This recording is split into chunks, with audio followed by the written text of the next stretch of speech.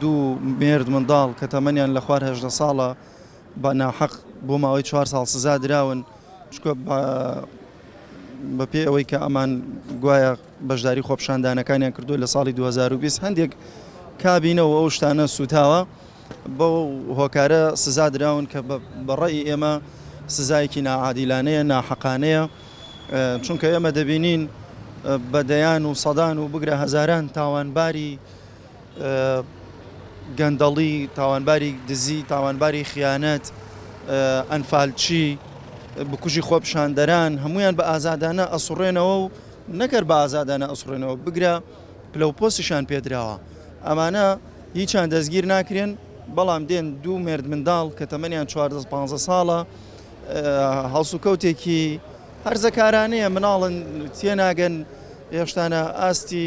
تێگەیشتنیان ئەوەندە نییە کردەوەیەکیان کردووە ئەکرێت و بە پێی یاساش ئاساییە لێخۆشببوونیان بۆ بکرێ ئاسایی عفوو بکرێن یان بخرێنە ژێر چاودێریەکەوە بۆ ماوەیە کە تێبگەێنرێن کە خۆپشاندان و ناڕەزایەتی بەم شێوازە نابێ زەرگەیاندن بە مڵکی گشتی سوودی نییە بۆ ئەوە ئێمە لەسەر فشارەکانمان بەردەوامە بین وەکەوەی کە پێشتر لە میدیا و سوۆشیال میدیاوە دەستمان پێکرد ئێستا خسمانەتە سەر ئەرزی واقع و لە چەندین ڕێگەی ترۆ لە ڕێی پارێزەرانەوە لە ڕێی دادوەرانەوە خەڵکی تر لە ڕێگەی عیلاقاتەوە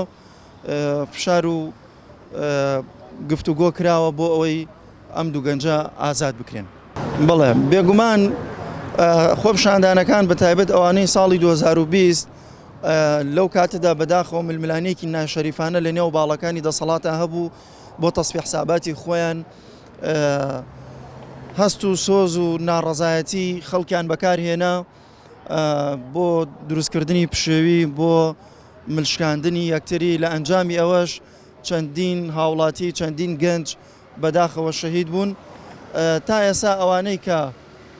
ئەو گەنجانەیان شەهید کردووە هەمووشان دیارن تەنانەت هەندێکیان ڤیدۆی شەهیدکردنی ئەو گەنجانەیان هەیە کە لەو کاتەی شەهیدیانەکەن بە ڤیدۆ تەسویر کراون بەڵام تا ئێستا سزا نەدراون بۆچی سزا نەدراون هۆکارەکەی ڕوونە چونکە ئەم دەسەڵاتە خۆی بکەری ئەم ئیشانەیە چۆن دێت کادر و خەڵکی خۆی سزا دەدات چونکە ئەگەر سزای بدات سبەی دوو سبەی تر کەسی بۆ ناکوژێ بۆیە هۆکاری سزانەدانی بکەری ئەوانەی کە خۆپشاندەریانیان شەهید کردووە هۆکارەکەی ئەوەیە کە زۆرینەی زۆریان ئەتوانین بڵێن هەمویان سەر بەدەسەڵاتن بۆیە بە ئازادانە ئەسوڕێنەوە و دەستگیر ناکرێن بەداخەوە ئەو دوو گەنجەی کە دەستگیر کراون تەمەنیان خواروی 18 ساڵە و یاسا شمولیەوە ناکا کە بۆ ماوەی 4 ساڵ حکم بدرێن ئەو گەنجانش کە خۆپشاندانیان کردووە داوای مافێکی خۆی و خەڵکیان کردووە وەکو هەر تاکێکی وڵاتەوانش مافی خۆیانە کە خۆپیشاندان بکەن داوای مافەکانی خۆیان بکەن وەکوە بینین ڕۆژانە گەنج بێکارە و ئیشوکار کزە و باری گوزەرانی هاوڵاتیان لە حاڵێکی خراپایە بەداخەوە کە بینین لە خۆپیشاندانەکانە ئەوانەی کە تەقە لە هاوڵاتیانەکەن یان ئەوانەی سەربەدەسەڵاتن تاوەکو ئێستا وابزانم کەسیان دەستگیر نەکراون بەڵام بەداخەوە ئێستا ئەم دوو گەنجە کە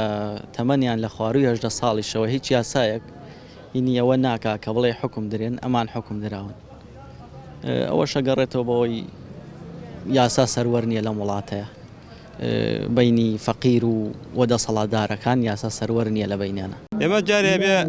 ئەوە بزانین لە هەرێمی کوردستانە حکومڕانێکی فاسدەیە حکومڕانێکی نادادپەروەر هەیە حکومڕانیەکەیە مەزڵومترین خەڵکیایە بە پلەیەکەم بشنە دوایەوە گەنجە و لە 2020 کە خۆپشاندانێک ئەنجامە درێ من بۆ خۆم ئاگام لەوە بوو کە بەشێک لە دام و دەستگامنیەکانی ئەم شارە و هەروەها تەکەتولەکانی حزبی دەسەڵاتداری ئەم کەلارەی مەبەستمیکێتیە خۆیان ڕۆڵیان هەبوو لە دروستکردنی بشێویە کە خۆپشاندانەکە دروست بوو ڕۆڵیان هەبوو لە دروستکردنی بشێویە بە ئامانجی ئەوەی خۆپشاندانەکە لە کەدار بکەن بە ئامانجی ئەوەی پاساوی سەرکوتکردنی بەدەست بێنن وە کردیشان بەداخەوە و ئەو هەنێک دەوایر و هەنێک شتی بەسیط و چەند ساریەک سووتە لە ڕاستیە بەرپرسیاریەکەم بەرپرسانی ئەم شارەیە ئەوانن کە ئاوەکەیان ڕشت ئەوانن کە ویستیان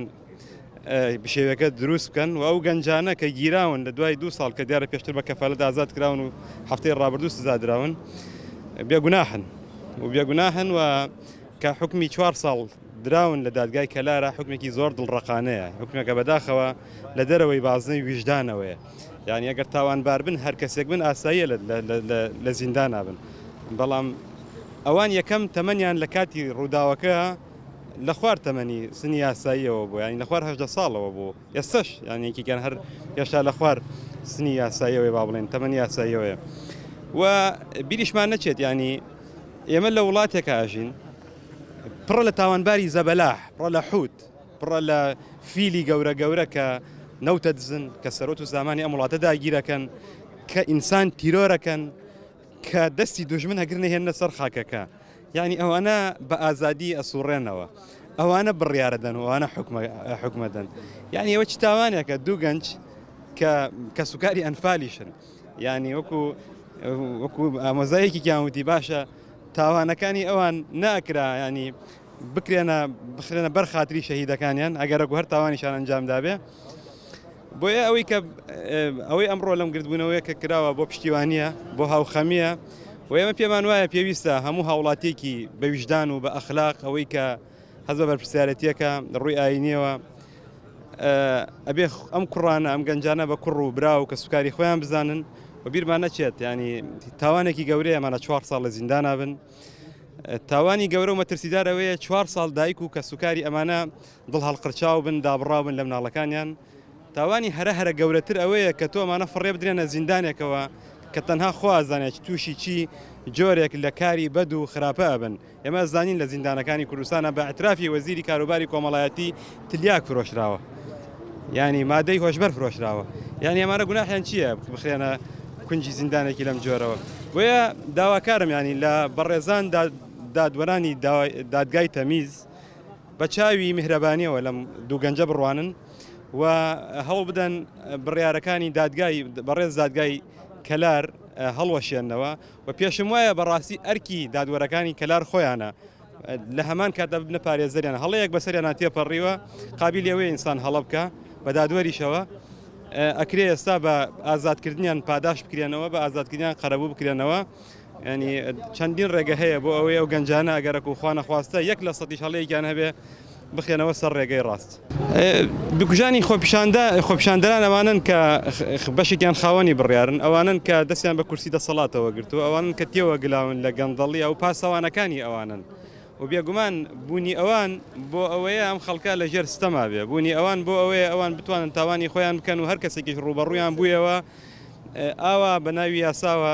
بیان خەنە زیندان طبیعیە تۆ لە ناو سیستمێکی حکومڕانی فاسدە ستەمکارە حکومڕانێکی خێڵەکیە تۆ ببینیت بکوش جەلات ئازاد و خاوەن بڕیار بێ مەزلوم قوربانی لە کونجی زیندان نابن ینی ئەمە لە مێژووی بەشەریەتە هەیە بەداخەوە ئێمە دەسەڵاتدارانی کورد ئەبوو ئەزمونێکی تەواو دیموکراسی پڕ لە ئەخلاق دادپەروەرانان پێشکەش بکەن بەداخەوە ئەزمونێکیان پێشکەشی ئەم خەڵکە مەزلومە کرد ئەم خەڵکە قوربانی دەرە کرد